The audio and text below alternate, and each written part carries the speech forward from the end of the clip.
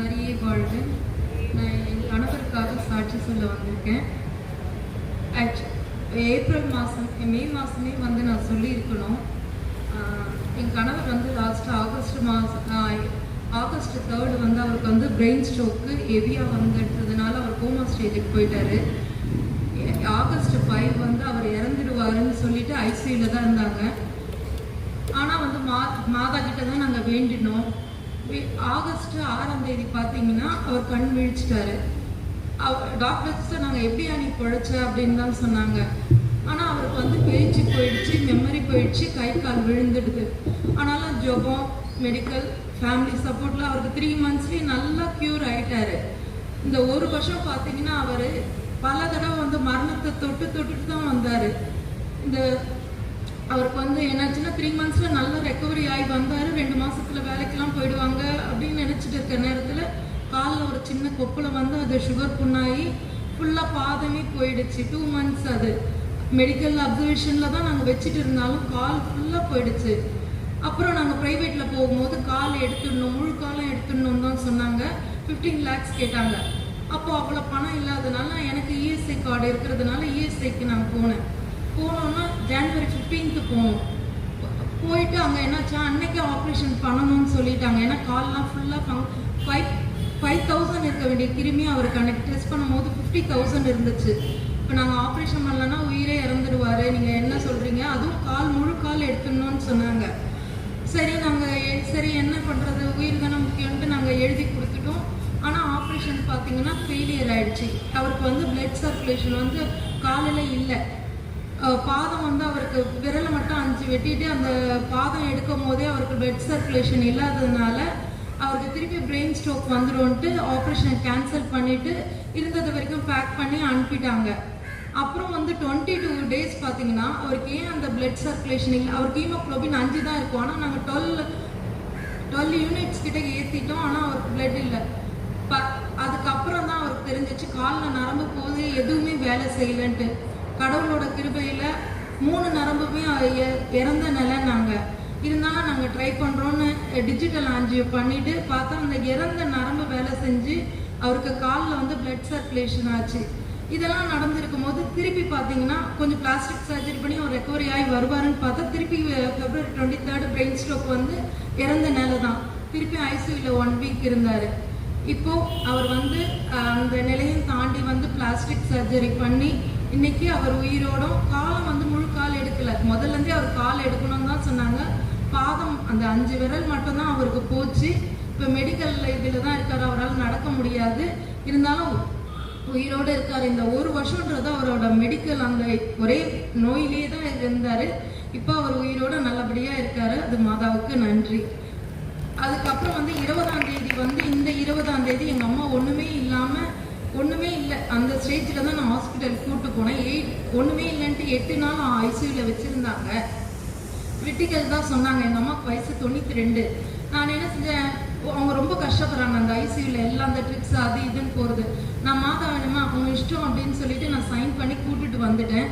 அவங்க இன்னைக்கு வரைக்கும் இருக்கிறாங்க நல்லபடியாக, வித்தவுட் எனி ஆக்சிஜன், எந்த சப்போர்ட்டும் இல்லாமல். மாதாவுக்கு நன்றி. மரியே வாழ்க. இயேசுக்கே புகழ், இயேசுக்கே நன்றி. எவ்வளவு யாகலங்கள் அந்த குடும்பத்தில் இருந்தாலும் அற்புதமாக இறைவனின் கருணையை உணர்ந்து தொடர்ந்து நம்பிக்கையோடு இருக்கிற அவர்களுக்கு நிச்சயமாக அவர் கணவருக்கும் தாய்க்கும் நல்ல சுகத்தோடு என்று வாழ நாம் தொடர்ந்து ஜெபிப்போம். இயேசுக்கே நன்றி. மரியே வாழ்க. என்னுடைய பேர் வந்து லீலா. நான் 2 வருஷத்துக்கு முன்னாடி ஒரு ஆக்சிடெண்ட்டில் 2 காலுமே ஃப்ராக்சர் ஆகிடுச்சு. அது ஆப்ரேஷன் பண்ணி பரவாயில்லாமல் வந்துட்டு இருந்தேன்.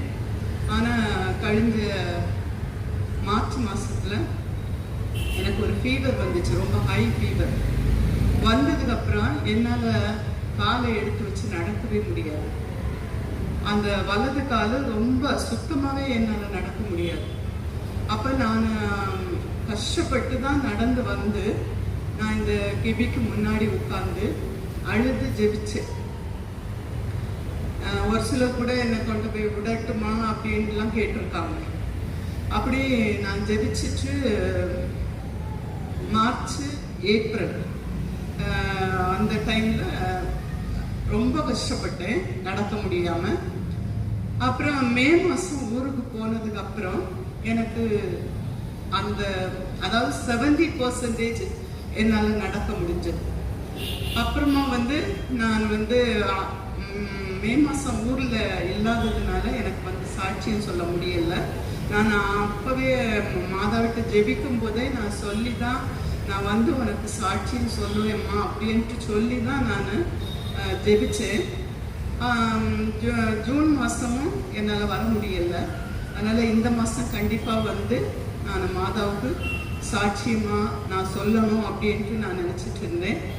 எனக்காக வியாகுல அன்னை அவருடைய மகனிடத்தில் பரிந்து பேசி எனக்கு பெற்றுத்தந்த இந்த ஒரு பெரிய அற்புதத்துக்காக நான் அன்னைக்கும் நன்றி செலுத்துகிறேன், கடவுளுக்கும் நான் நன்றி செலுத்துகிறேன்.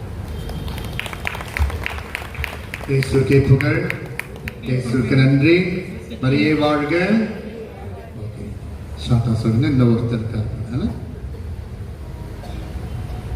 இயேசுவுக்கே புகழ், மரியே வாழ்க.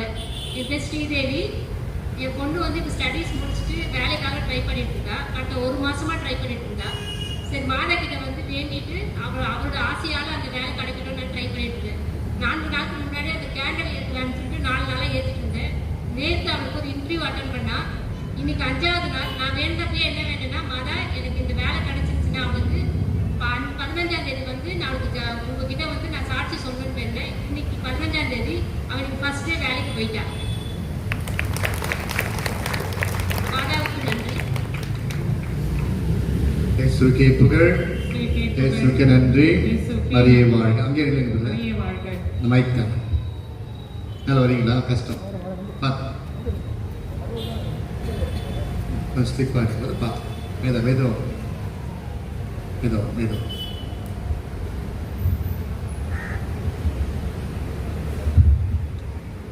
இயேசுவே ஆண்டவர், மரியே வாழ்க. இயேசுவின் ரத்தம் ஜெயம். இயேசுவின் ரத்தம் என்னை குணப்படுத்தியது.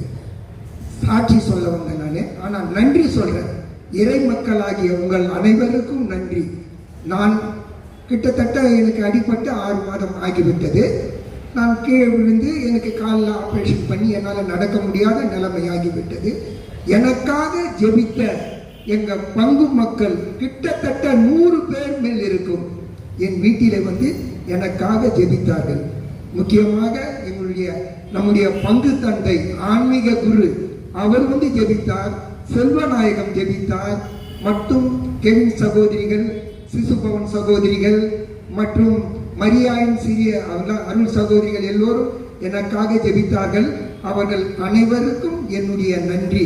முக்கியமாக சில பேர் என்ன சொன்னாங்க, உங்களுக்கு 78 வயசு ஆயிடுச்சு, அடிபட்டு இனிமேல் நீங்க தேர மாட்டீங்க. நான் நினைச்சேன், தேர மாட்டேன் நீ சொல்லாத, என்னுடைய ஆண்டவர் இயேசு கிறிஸ்து சொல்லாது. என்ன இதய நோயாளியா? நான் ஒரு இதய நோயாளி. 60 வயசு இருக்கும்போதே எனக்கு இதயத்தில் நோய் வருது. அப்போதே ஆண்டவர் இயேசு கிறிஸ்து என்னை காப்பாடு. நான் அர்த்தங்கோட்டில் அரிலால் ஹாஸ்பிட்டல் அப்போதான் வீடு அங்கதான் இருந்தேன். எனக்கு இதய நோய் வரும்போது பைபிள் எடுத்துன்னு தான் நான் போனேன். மார்பில் பைபிளை வச்சுன்னு தான் போய். ஆனால் ஒரே ஒரு அடைப்பு இருந்தது.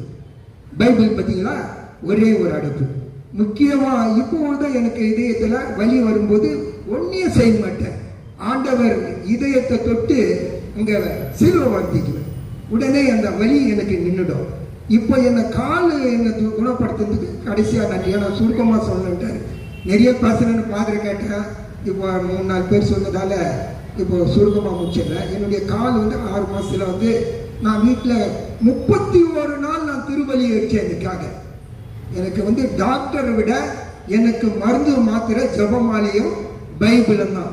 31 நாள் கரெக்டா ஒரு நாள் விடாத என்னுடைய நண்பர்கள் மூலமாக நான் திருபலி ஒப்பு கொடுத்தேன். என்னுடைய ஆண்டவர் என்னை காப்பாற்றிட்டாரு. கிட்டத்தட்ட எனக்கு 79 ஆகஸ்ட் 20 வந்தவொடனே எனக்கு 79 வயசு ஆக போகுது. என்னை குணப்படுத்தினார்னா ஆண்டவருக்கு எவ்வளவு நன்றி சொல்லணும். கோடான கோடி என்னுடைய ஆண்டவருக்கு நன்றி. எங்கள் பங்கு மக்களுக்கு நன்றி.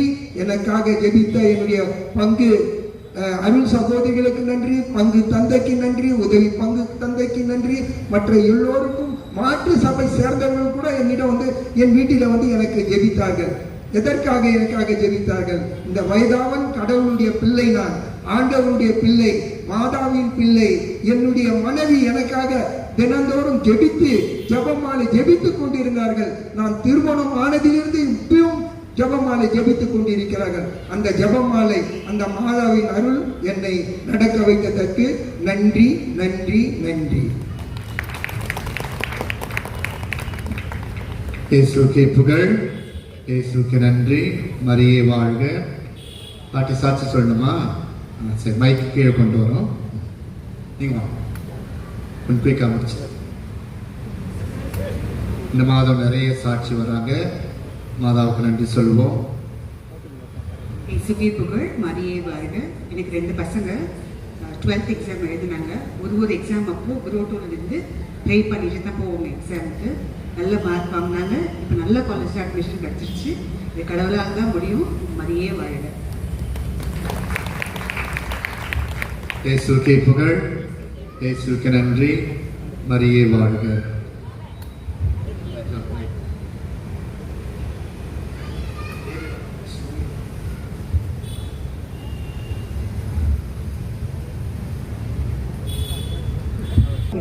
மரியே வாழ்க, மரியே வாழ்க.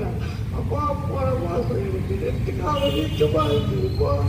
எனக்கு வேலை அழைத்து எனக்கு அடுத்த மாதம் நான் உங்களுக்கு சாட்சி சொல்றேன். எனக்கு நல்ல கொண்ட காணும் அப்படின்னு ஏட்ட ஏஞ்சி ஏட்டப்பா நல்லா அழைத்து